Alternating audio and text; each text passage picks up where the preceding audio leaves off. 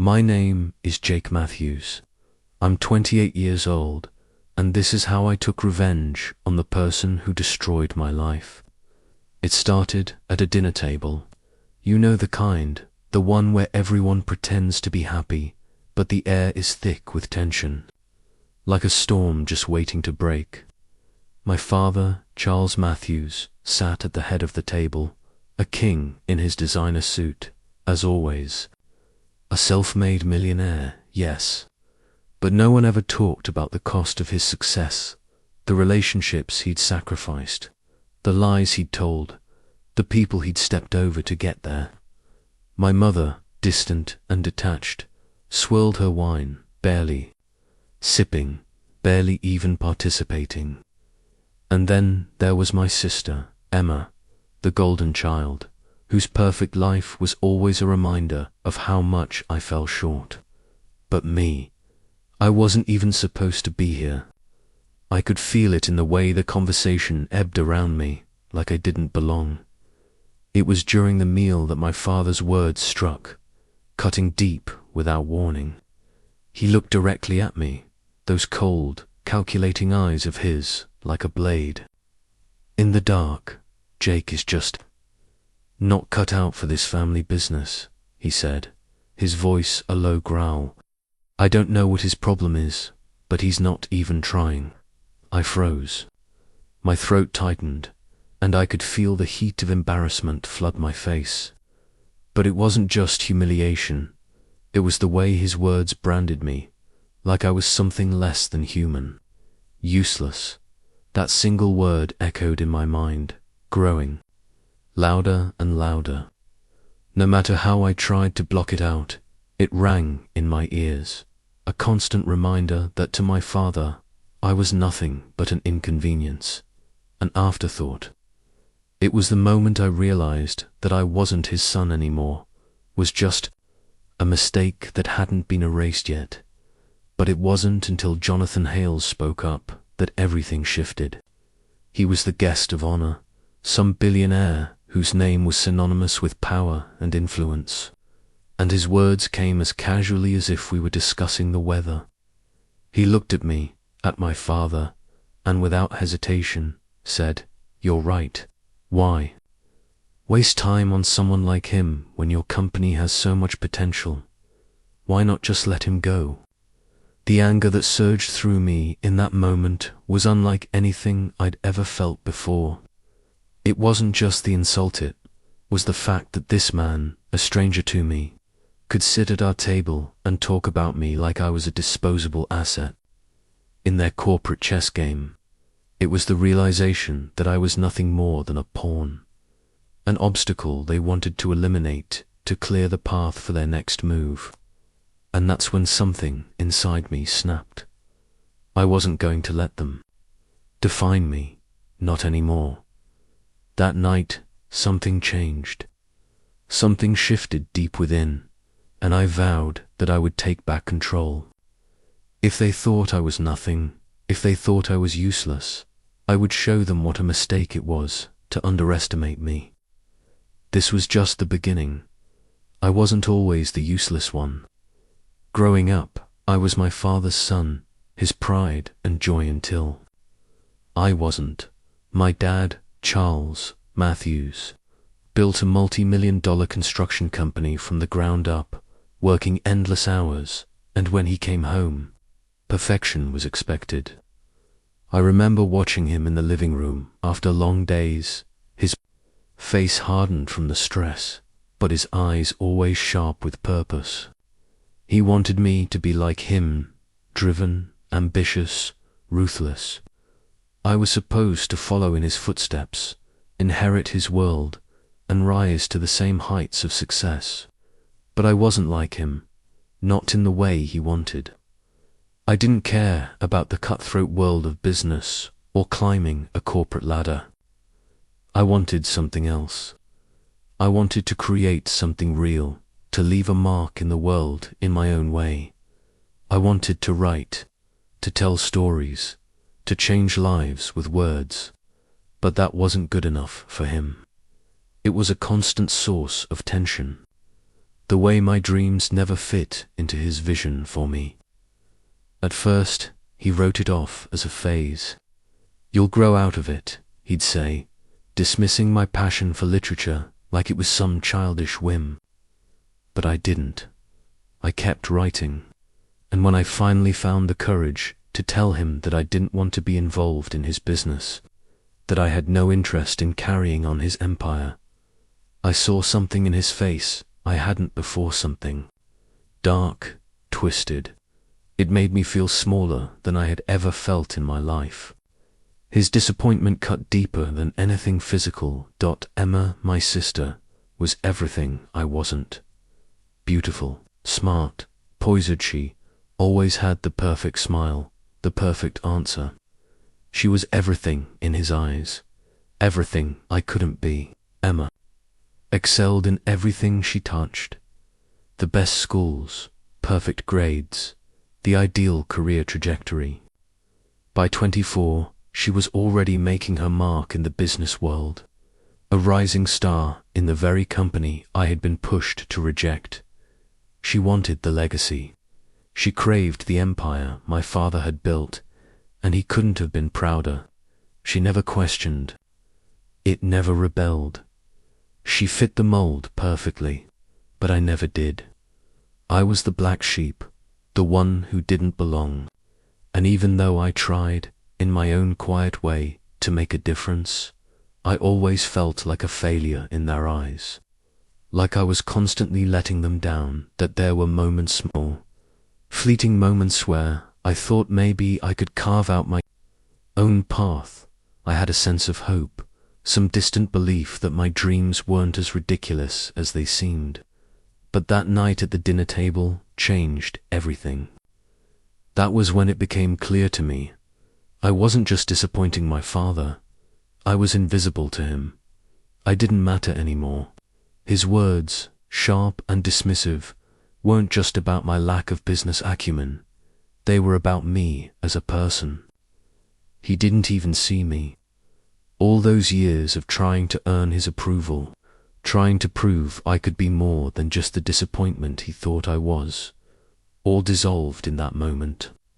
That was when I realized that everything I'd been holding onto, every hope, every dream of ever being part of his world, was pointless. I had no place in it. But rather than break me, that moment lit something inside of me. It sparked a shift. I knew then that I wasn't going to let this continue. I wasn't going to be the invisible one anymore. I wasn't going to let them define me. The very things that had once made me feel small and powerless would now be the things that would drive me to change everything. It wasn't just about proving them wrong. It was about proving to myself that I could be more. And from that moment on, everything began to change. A week after that dinner, something happened that shattered the last bit of my dignity. I got a call from my dad. An emergency, he said. He needed me to come by the office. At first I thought it might be something small, maybe a minor issue with paperwork or some trivial task he needed me to take care of. I wasn't a part of his business anymore, not really, but he still called on me when it was convenient for him. I had learned long ago to expect that to be the backup plan when his real people weren't available. So I brushed it off and headed to his office, not expecting anything out of the ordinary. But when I walked in, I saw something that caught me off guard. My dad, usually the epitome of confidence and control, looked pale, his usual arrogance completely stripped away. It wasn't like him at all. He looked almost ... vulnerable. "Jake," he said, his voice unusually low, "I need you to handle something for me." I opened my mouth to respond, but before I could say anything, he dropped the bomb. "Emma lost an $8 million client. I need you to fix this. It's your only chance to prove you're worth anything." The words hit me like a punch to the gut. I could feel my chest tighten. And my heart started racing, not just from the pressure of the situation, but from the sickening realization that this was the moment my father had finally acknowledged me, not because I was capable or reliable, but because his golden child, Emma, had failed. And once again, I was the backup plan, the disappointment, the one he turned to when everything else fell apart. The fact that it had taken an $8 million loss for him to even recognize my existence was a slap in the face. That's when it hit me, the full weight of what was happening. This wasn't about Emma anymore. This wasn't even about the client. This was about me proving to my father and to myself that I wasn't just useless, that I wasn't just a burden. For the first time, I had a chance to do something, to show that I could handle pressure, that I was capable of stepping up. But as that realization settled in, something inside me snapped. The years of being dismissed, of being ignored, all of it suddenly felt like a trap I was never going to escape from. This wasn't just a simple task anymore. This was my chance to prove I was worth something, and yet, it felt like the final test in a game I had no desire to play. For the first time, I wasn't going to just play along. I wasn't going to be his last-minute solution, the afterthought. I wasn't going to take the easy way out and fix Emma's mistake just to get a pat on the back. I didn't want their approval anymore. I didn't need to be part of their world. Instead, I realized this was my moment, my chance to break free from the chains of their expectations. So I stood there, staring at my father, and for the first time in years, I felt something other than the usual resignation. I felt power, not in the way I used to crave it, but in the way that comes from seeing the truth for what it is. I wasn't going to fix Emma's mess. I wasn't going to clean up after them anymore. This wasn't just about proving I could do it. This was about proving that I didn't need to be a part of their game. For once, I was going to take control of my own destiny. I began working late into the nights, reaching out to the client, trying to salvage what Emma had ruined. I thought maybe it was a mistake, something that could be fixed with a few well-placed apologies, a couple of assurances that we'd get things back on track. But the deeper I dug, the more I uncovered, and what I found made my stomach churn. Emma hadn't just lost the client she had, flat out betrayed them. She'd been playing both sides of the deal, pocketing payments under the table, feeding them lies, while we all pretended everything was fine. She'd known the entire time that the deal was fraudulent, that it was built on a foundation of lies, but she went along with it anyway, driven by greed. I was disgusted, not just at her, but at myself for never seeing it. I had always admired Emma, looked up to her as the perfect daughter, the golden child who could do no wrong, and now I realized just how blind I had been. But what truly knocked me off balance was the discovery that my father knew. He knew everything. He'd been aware of Emma's actions, her betrayal, and yet he chose to turn a blind eye. He had protected her, covered up her messes, just as he had done with me all these years.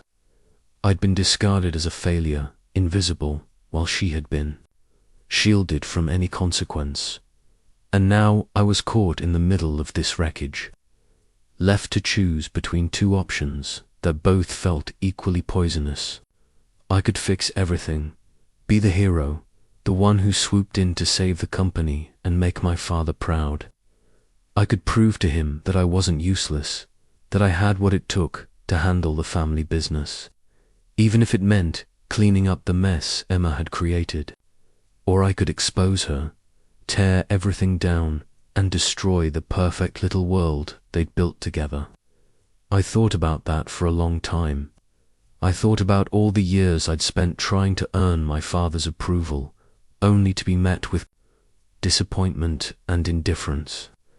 I thought about the countless times Emma had been placed on a pedestal, praised for things I could never seem to do right. I wanted to make them both pay, but I wasn't going to be reckless. I wasn't going to tear it all down in a fit of rage. This had to be calculated. I needed them to feel what I had felt for all those years. The humiliation, the betrayal. I needed them to understand what it was like to be overlooked, to be dismissed, to be treated like you didn't matter. So I started thinking about the slow burn, the quiet destruction. I wasn't going to expose everything all at once. No, this had to be methodical. I would let them think everything was fine, let them believe I was still the same Jake. Passive, the one who always came through when they needed him, the one who cleaned up everyone else's mess. But little by little, I would tear their empire apart. I would make them feel the weight of every single word my father had said to me, every time Emma had looked at me with that perfect, condescending smile. I was going to make them regret ever pushing me aside. Slowly, carefully, I would destroy them. And in the process, I would finally prove to myself that I wasn't useless. I was more than that. Far more. I played my cards perfectly.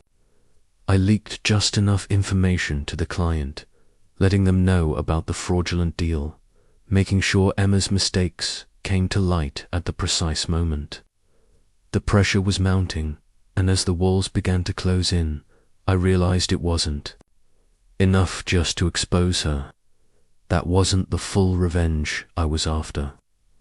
I needed to make them feel the full weight of what they'd done to me, to make them understand the cost of their neglect and their arrogance. I had to do more, something far more public, something that would shatter the perfect image they had so carefully crafted.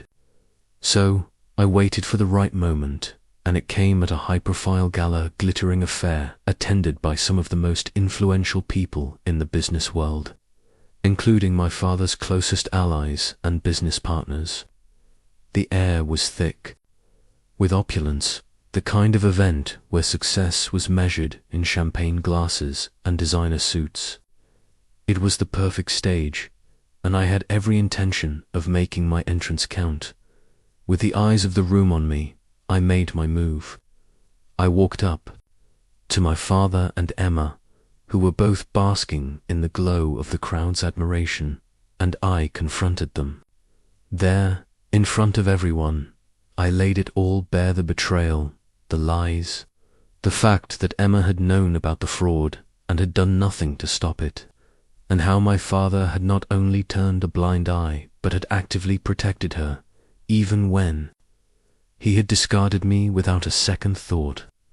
I could see the shock in my father's eyes, the horror on Emma's face as the weight of my words hit them. For the first time, they were forced to listen, to confront the reality they had spent years trying to hide. But I didn't stop there. I wasn't done yet. I turned the tables completely. I revealed my own efforts to clean up their mess, to fix everything despite all they had done to me. I told the room how I had worked behind the scenes to salvage their precious empire, how I had stepped in to save their company, even when they had given up on me long ago. I could see the embarrassment wash over my father, the realization that his son, whom he had written off as a failure, had been the one to hold everything together when it all started to fall apart. The room was still, the silence deafening. And then, just when they thought it couldn't get worse, I did something I'll never forget.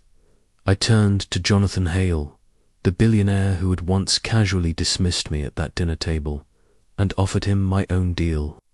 "You don't need them, Jonathan," I said, my voice cutting through the tension. "You need me." The room went completely silent. I had just torn apart everything they had worked for: their reputation, their pride, their carefully cultivated image as the perfect family and business partnership. I had exposed them for what they were: and in the process, I had built something new for myself, my father, my sister, and every single person who had ever made me feel worthless stood there in stunned silence, realizing they were no longer in control. In that moment, I understood the power of taking back your own narrative, of rewriting the story. And as the room absorbed what I had just done, I couldn't help but feel a strange sense of liberation. I had proven my worth, not by fixing their mess, not by following their rules, but by finally deciding to walk away from everything they had ever wanted me to be. The dust settled slowly after the gala, and when it did, everything had changed. My father's company lost its reputation, the foundation of his empire crumbling under the weight of the truth I had exposed. Emma's career was in shambles, her once promising future now tainted by her betrayal. But me, I walked away from it all. I didn't need their empire. I didn't need their validation anymore. For the first time in my life, I felt completely free. I had taken control of my own narrative, turned my back on the expectations they had set for me, and built something that truly mattered, something I believed in. I started my own business, a small venture that had nothing to do with construction or corporate power plays. It was about creating real value, something authentic, something I could stand behind. It wasn't built on lies or deceit, was founded on the principles I had long believed in, the ones I had abandoned in my search for my father's approval. As I watched my former life unravel from the sidelines, something inside me clicked. The revenge I had sought wasn't just about destroying them. It wasn't about making them pay for all the years of neglect and rejection. No, it was about proving to myself that I didn't need them. It was about finally understanding that their version of success, their view of what I was supposed to be, wasn't the only one that mattered. I had spent so long trying to fit into a mold that was never meant for me, chasing after an approval I would never get, and in the end, it was all hollow. What I realized in that moment was that true empowerment doesn't come from external validation. It comes from owning your own future, from trusting yourself enough to carve your own path. I didn't need to prove anything to my father, to Emma, or to anyone else who had ever doubted me. What I needed was to be proud of who I was, to stand tall in the life I had built for myself. And as I looked ahead, I realized that the future was mine to shape. I had walked away from their world, but in doing so, I had stepped into my own. Revenge. It's not just about getting back at people who've wronged you. It's about taking back what's yours. Your dignity, your worth, your power. I used to think revenge was about making people pay, about seeing them hurt the way I had. But in the end, it wasn't about their pain, it was about reclaiming myself. I don't regret what I did. I don't regret tearing down the empire they had built or shattering the perfect illusion they tried to sell me. As for my father and sister, they can keep their money, their legacy, their brand of success. But what I have now, what they'll never understand, is peace. Real peace. The kind that comes from knowing who you are, from standing tall in your own choices, and from being free of the expectations that once held you prisoner. I've learned that peace is worth far more than any empire, more than any amount of wealth or power they ever offered me. I've found my own way, and that's something no amount of money can buy. I'm Jake Matthews, and this is my story.